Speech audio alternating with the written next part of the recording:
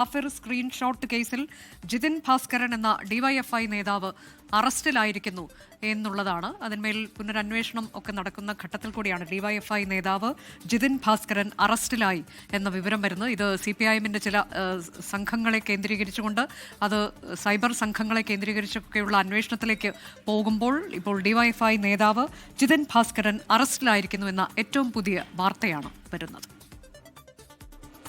മുൻപ് തന്നെ ജിതിന്റെ പേര് ഇതുമായി ബന്ധപ്പെട്ട് ഉയർന്നു കേട്ടതാണ്. ലോക്സഭാ തെരഞ്ഞെടുപ്പ് കാലത്ത് ഈ കാഫിർ സ്ക്രീൻഷോട്ട് പ്രചരിപ്പിക്കുന്നു, പിന്നീട് അത് വിവാദമാകുന്നു. കേസിലേക്കൊക്കെ പോകുന്ന ഘട്ടത്തിൽ തന്നെ ഈ നേതാവ് ഇതിന്റെ പരിധിയിലേക്ക് വന്നതാണ്. അപ്പോൾ അന്ന് ഒരു ഗ്രൂപ്പിൽ നിന്നുമാണ്, ഒരു സൈബർ ഗ്രൂപ്പിൽ നിന്നുമാണ് ഇതൊക്കെ ലഭിച്ചത് എന്നുള്ള പ്രതികരണമാണ് ഇവരൊക്കെ നൽകുകയും ചെയ്തിട്ടുള്ളത്. എന്തായാലും ഇവരെയൊക്കെ കഴിഞ്ഞ ദിവസങ്ങളിൽ ചോദ്യം ചെയ്യുകയും ചെയ്തിരുന്നു. അതിന് പിന്നാലെയാണ് ഇപ്പോൾ അറസ്റ്റിലേക്ക് പോയിരിക്കുന്നത്.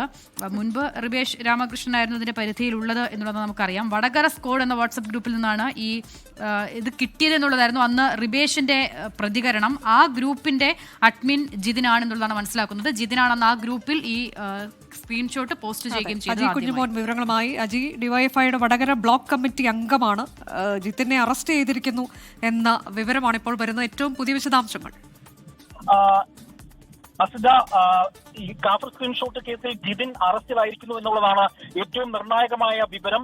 ഈ വടകര സ്ക്വാഡ് എന്ന വാട്സപ്പ് ഗ്രൂപ്പിന്റെ അഡ്മിനാണ് ജിതിൻ. അത് മാത്രമല്ല, ഡിവൈഎഫ്ഐ നേതാവായ ജിതിനെ അന്വേഷണ സംഘം നിരന്തരമായി ചോദ്യം ചെയ്യുന്നുണ്ടായിരുന്നു. ആദ്യം ഈ കേസ് അന്വേഷിച്ച തുടക്കം മുതൽ തന്നെ SIT സംഘം ജിതിനെ ചോദ്യം ചെയ്തിരുന്നു. ജിതിൻ ഉൾപ്പെടെയുള്ളവരെ ചോദ്യം ചെയ്യലിലൂടെയാണ് ഈ വ്യാജ സ്ക്രീൻഷോട്ടിന്റെ ഉറവിടം സംബന്ധിച്ച അന്വേഷണ സംഘത്തിന് നിർണായക വിവരങ്ങളൊക്കെ തന്നെയും ലഭിച്ചത്. കേസുമായി ബന്ധപ്പെട്ട പ്രധാന വിവരങ്ങളെല്ലാം, നിർണായകമായ വിവരങ്ങളൊക്കെ തന്നെയും ഈ ജിതിനിൽ നിന്ന് ലഭിച്ചു എന്നാണ് അന്വേഷണ സംഘം പ്രധാനമായും കണ്ടെത്തിയിരിക്കുന്നത്.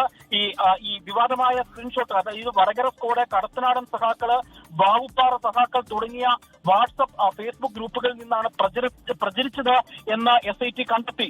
ഈ ഗ്രൂപ്പുകളിൽ നിന്നാണ് പിന്നീട് അമ്പാടിമുക്ക് സഹാക്കളുടെ പേജിലും ഒപ്പം തന്നെ പോരാളി ഷാജി പേജിലൊക്കെ പ്രചരിക്കുകയും ചെയ്തത്.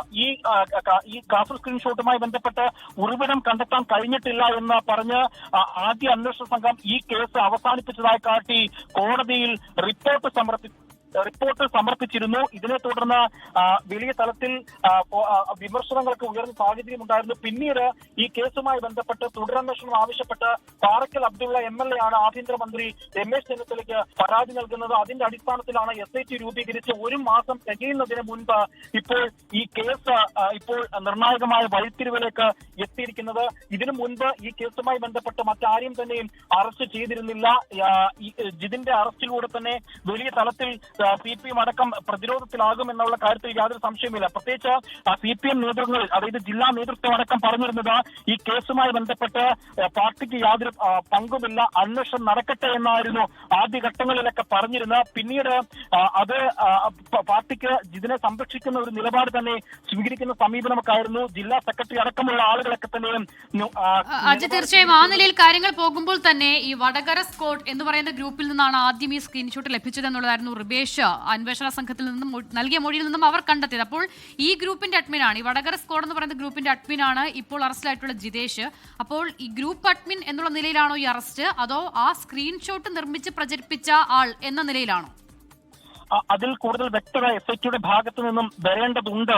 അസിത, അല്പസമയം മുൻപാണ് ഇത്തരത്തിൽ ജിതിനെ അറസ്റ്റ് ചെയ്തിരിക്കുന്നത്. അതായത് അസിത നേരത്തെ സൂചിപ്പിച്ചതുപോലെ തന്നെ ഈ റിബേഷ് രാമകൃഷ്ണൻ മുൻപ് അന്വേഷണ സംഘത്തിന് മൊഴി നൽകിയിരുന്നു. അന്ന് റിബേഷ് രാമകൃഷ്ണൻ നൽകിയ മൊഴി SIT സംഘത്തിനും മുൻപത്തെ അന്വേഷണ സംഘത്തിനും നൽകിയ മൊഴിയിൽ വൈരുദ്ധ്യമുണ്ട് എന്ന് കണ്ടെത്തിയിരുന്നു.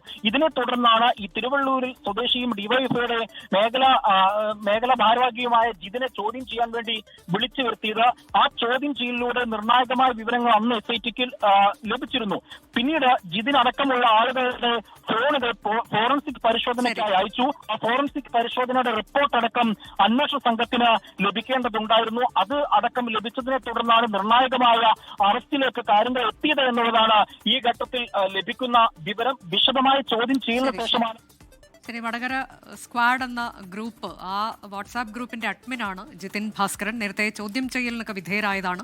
ഇതിൽ മറ്റു ചില ആളുകളെ കൂടി, ഈ അഡ്മിന്മാർ എന്ന് പറയപ്പെടുന്ന ആളുകളെ കൂടി ചോദ്യം ചെയ്തിട്ടുള്ളതാണ്. അപ്പോൾ ഇതിലൊരു ആദ്യ അറസ്റ്റ് അല്ലെങ്കിൽ ആദ്യ നടപടി എന്ന രീതിയിലേക്ക് ജിതിൻ ഭാസ്കരനെ അറസ്റ്റ് ചെയ്തിരിക്കുന്നു. ഡിവൈഎഫ്ഐ വടകര ബ്ലോക്ക് കമ്മിറ്റി അംഗം ജിതിൻ ഭാസ്കരൻ കാഫിർ സ്ക്രീൻഷോട്ട് കേസിൽ അറസ്റ്റിലായി.